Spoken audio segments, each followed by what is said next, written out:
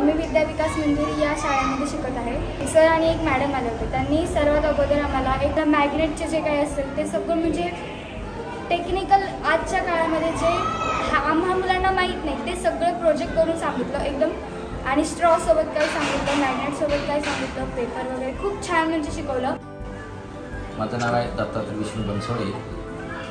या विद्यालयाचा मुख्याध्यापक आहे मी। 1990 पासून ते आज तागायत मी या ठिकाणी कार्यरत आहे। या विद्यालयामध्ये वेगवेगळ्या प्रकारचे उपक्रम राबवले जातात। जसं आजच्या याला पाहिलं तर आयसर यांच्यामार्फत या विद्यालयातील गणित, विज्ञान या विषय शिक्षकांचं आणि विद्यार्थ्यांचं जे प्रशिक्षण झालं, आणखी अशा प्रशिक्षणाची आम्हाला खऱ्या अर्थानं आवश्यकता आहे। ग्रामीण भागातल्या विद्यार्थ्यांसाठी हा अतिशय स्तुत्य आणि चांगल्या प्रकारचा उपक्रम आहे। आयसर पुणे, टाटा ऑटोकॉम आणि प्रतिभा फाउंडेशन यांच्या वतीनं आम्ही शाळेमध्ये हँड्स ऑन स्टेम एज्युकेशन हा प्रकल्प राबवत आहोत। याच्यामार्फत मुलं science, technology, engineering and mathematics stem जे सब्जेक्ट आहेत ते वेगवेगळ्या हँड्स ऑन ॲक्टिव्हिटीमध्ये शिकत आहे।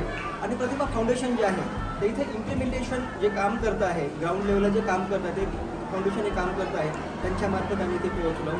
आणि हे आम्ही का करत आहोत की जर फ्युचरमध्ये आपल्याला जर चांगली मॅनपॉवर असेल कुठल्या क्षेत्रामध्ये, मग ते शेतीमध्ये असू शकतं, बिझनेसमध्ये असू शकतं, नोकरीमध्ये असू शकतं, कॉर्पोरेट वर्ल्डमध्ये असू शकतं, स्टार्टअपमध्ये असू शकतं, इंडस्ट्रीमध्ये असू शकतं, जर आपल्याला चांगलं मॅनपॉवर हवं असेल तर आपण खरं म्हणजे शाळेतल्या मुलांच्यामध्ये जर इन्व्हेस्ट केलं तर फ्युचरमध्ये आपण निश्चित आपल्याला चांगली मॅनपॉवर मिळेल। आणि हे इन्व्हेस्ट कसं करायचं तर मुलांना वेगवेगळे जे कॉन्सेप्ट आहेत सायन्स आणि मॅथमॅटिक्सचे, टेक्नॉलॉजी आणि इंजिनिअरिंगचे, हे जर त्यांना हँड्स ऑन ॲक्टिव्हिटीमध्ये जर समजावून सांगितले तर मुलं ते छानपैकी समजून घेतात, स्वतः हाताने प्रयोग करण्याचा त्यांना आनंद मिळतो आणि ते प्रयोग करत करत शिकतात।